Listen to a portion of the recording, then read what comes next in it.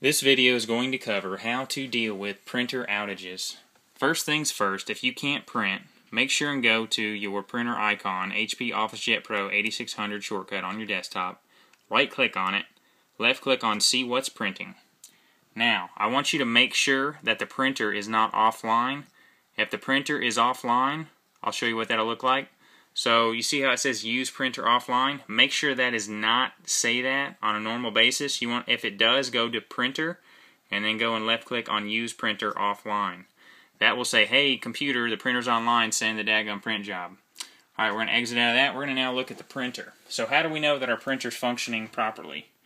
Number one, we've got the icon up here in the top, and it's a little bit dark here. Here we go. The icon on the top letting you know that your wired network connection is currently functioning.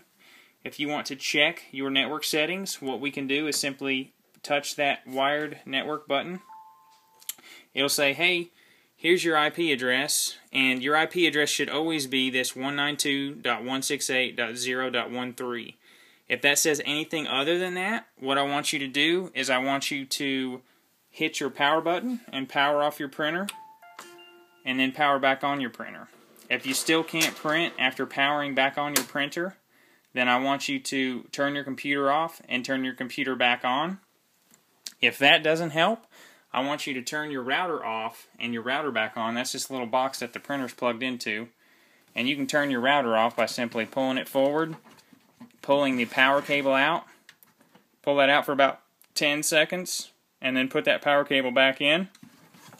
Your router will then power on. It's going to take probably about a minute and a half before you can get back online and do the normal stuff. So we're going to power this printer back on. This should be a much more reliable configuration for you, and if you have any super duper bad issues, you know who to call. And that's all for our printer troubleshooting. Just make sure to follow those steps.